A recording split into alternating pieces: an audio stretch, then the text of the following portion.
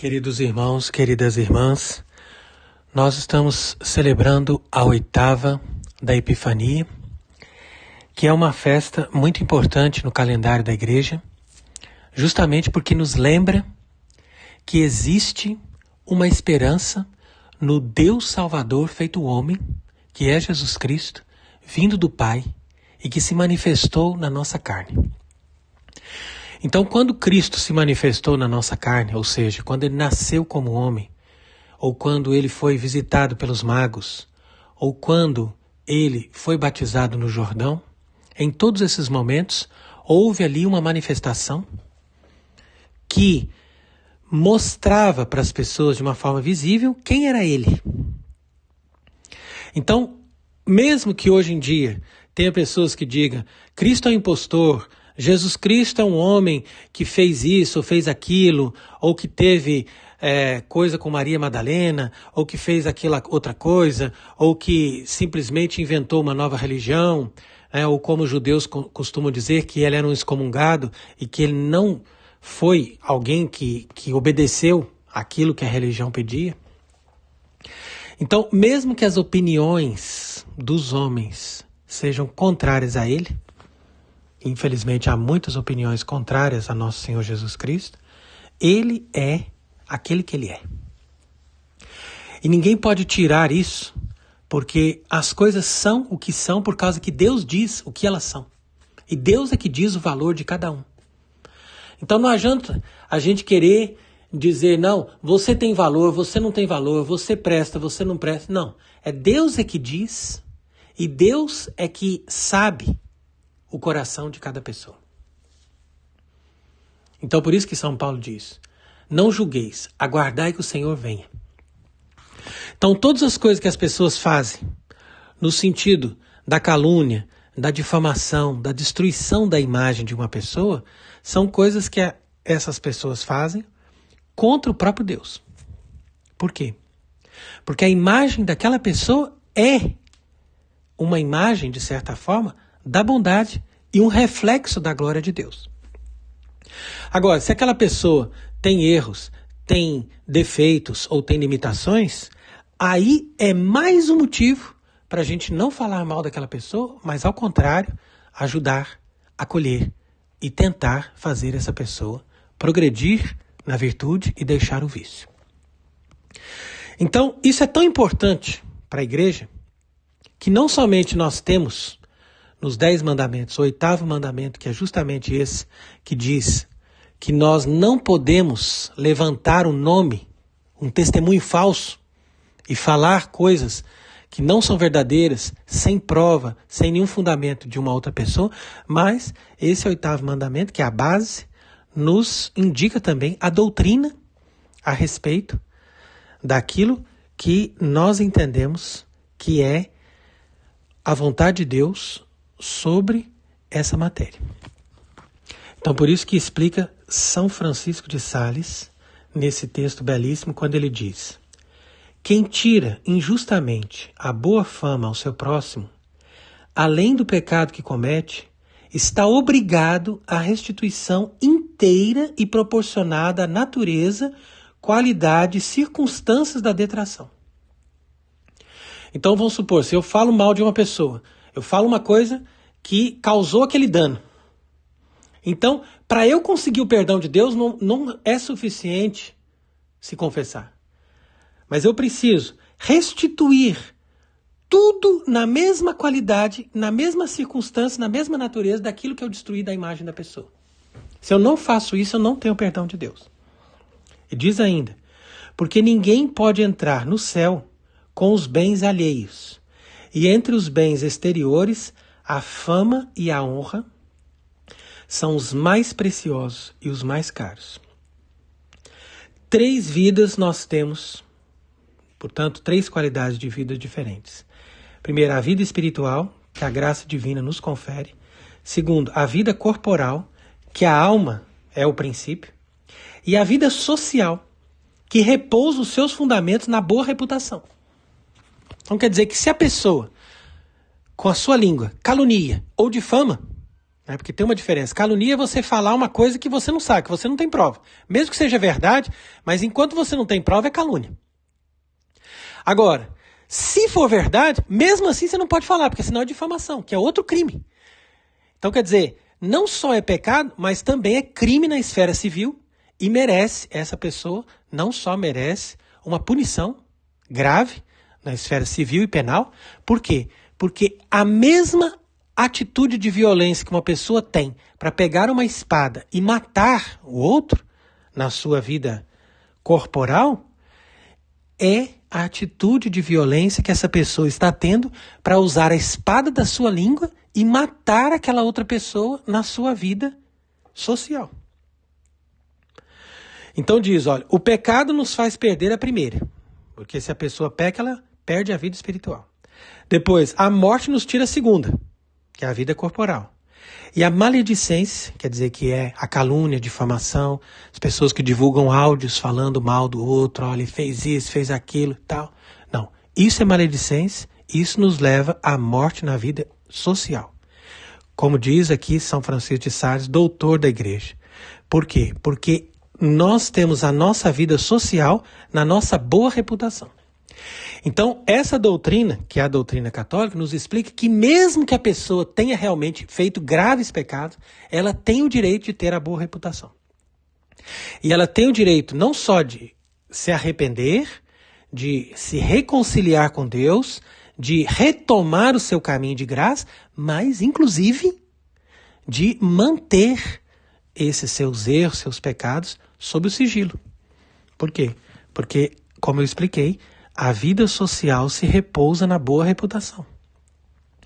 Então, continua. A maledicência, né, que é a calúnia, difamação, falar mal dos outros, mandar áudios dizendo que a pessoa fez isso, fez aquilo, é uma espécie de assassinato.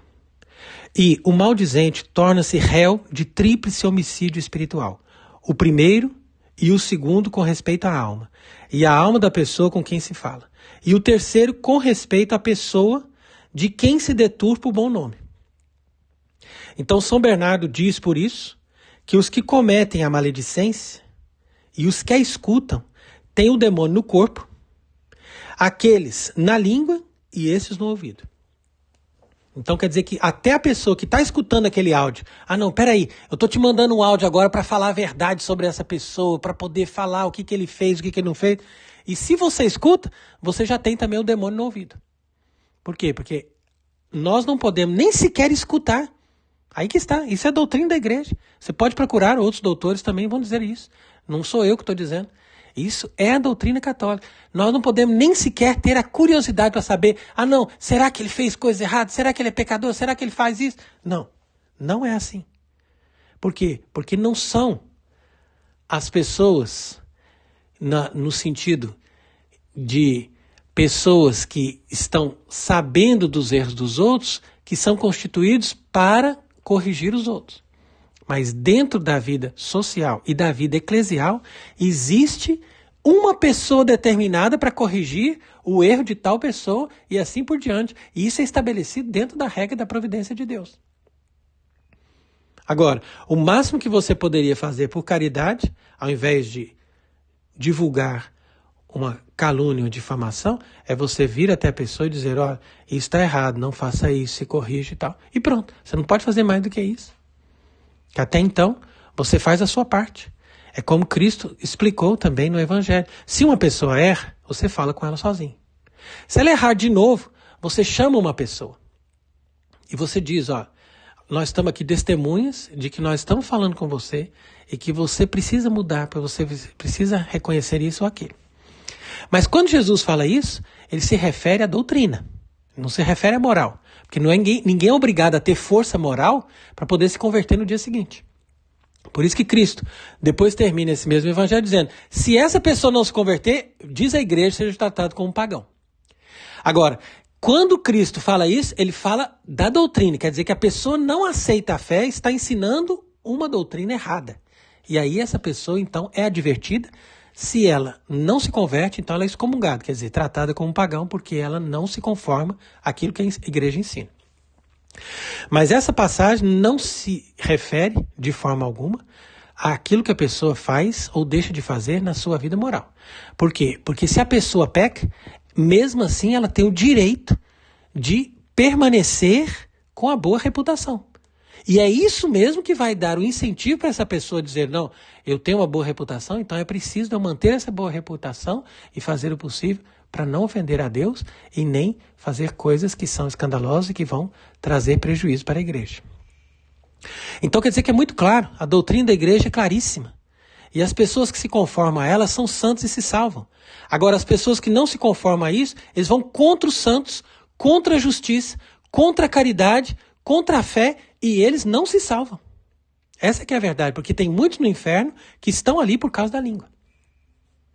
Então não é justo que uma pessoa fale de outra, nem sequer quando é verdade, quanto mais quando é mentira. E é isso que diz São Bernardo, que o demônio não só está na língua daquele que está falando e está mentindo, mas também está no ouvido daquele que está escutando. E Davi, falando dos maldizentes, diz, aguçaram suas línguas como as serpentes, querendo significar que a semelhança da língua da serpente, que como observa Aristóteles tem duas pontas, sendo fendida no meio, também a língua do maldizente fere e envenena de uma vez o coração daquele com quem está falando e a reputação daquele sobre quem se conversa. Então por isso que a língua da serpente já tem duas pontas, como se fosse uma espada que fere dos dois lados. Ela destrói a alma daquele que está escutando, porque aquela pessoa ali já entrou no pecado junto, e ao mesmo tempo destrói a reputação daquela pessoa de quem eles estão falando mal. Então, para nós nos voltarmos para a verdade e para a verdadeira Igreja Católica de todos os tempos, nós temos que começar pelo Evangelho. Não adianta começar por uma construção hipotética de uma igreja perfeita, de puros, porque isso daí é donatismo ou jansenismo, quer dizer que são duas correntes mais ou menos semelhantes, onde as pessoas quiseram formar uma igreja somente de gente perfeita que nunca tinha pecado. E isso não existe. Isso é condenado pela igreja. Nós temos sim que buscar a virtude, temos sim que nos esforçar cada dia pela penitência, pela oração, para não ofender a Deus, para não dar escândalo, para não cometer pecado, mas nós não podemos também julgar e castigar os outros, porque nós não fomos constituídos para isso. E existem autoridades que foram constituídas para isso de forma correta, porque a igreja faz isso de forma justa e correta, porque a justiça vem justamente da capacidade que nós temos de escutar aquele que está sendo acusado. Agora imagina, se eu vou começar a condenar as pessoas sem escutar a versão dessas pessoas. Então quer dizer que nós queremos fazer justiça dessa forma? E como nós podemos viver a vida espiritual sem começar pelas virtudes básicas, que são as virtudes cardeais da justiça, da prudência, da temperança e da fortaleza. E a justiça é a principal delas. Uma pessoa que não é justa, todo o edifício está destruído. Então, é nesse sentido que a igreja protege a reputação das pessoas. E a igreja, na sua doutrina, obriga as pessoas a terem essa consciência, mostrando todos os efeitos, inclusive de maldições, que caem sobre as pessoas que caluniam e difamam os outros. Então, uma vez que nós estamos conscientes disso, nós devemos nos voltar para aquilo que mostra o Evangelho da Epifania, no dia do batismo, quando Jesus saiu do Jordão e ele disse, o Pai no céu disse, eis o meu Filho amado, em quem eu pus todo o meu agrado. Então, mesmo que falem mal de Cristo, Cristo é o Filho amado do Pai. Ninguém pode mudar isso, porque isso é uma coisa estabelecida, eterna. Da mesma forma, é Deus que vai julgar cada um e vai dizer, esse é meu filho amado. E vai jogar do outro lado aqueles que são hipócritas e malfeitores e vai dizer, esses são réprobos, porque eles não ouviram, não praticaram e não quiseram se converter diante da palavra de Deus. Então é agora, nesse tempo da Epifania, que nós devemos buscar essa purificação. A purificação não somente dos nossos vícios, mas também do nosso orgulho e da nossa capacidade de fazer o mal com a língua. Por quê? Porque o que é verdadeiro, Deus confirma. O que é falso, Deus também vai mostrar que não tem consistência e vai punir.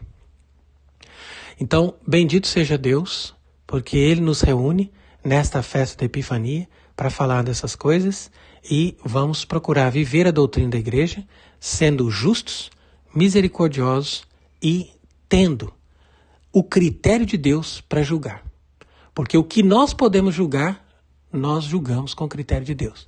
E o que não cabe a nós julgar, Deus julgará e nós simplesmente rezamos e apresentamos a Deus as nossas necessidades e preocupações. Porque é Ele quem cuida de nós, Ele que é bendito para sempre. Amém.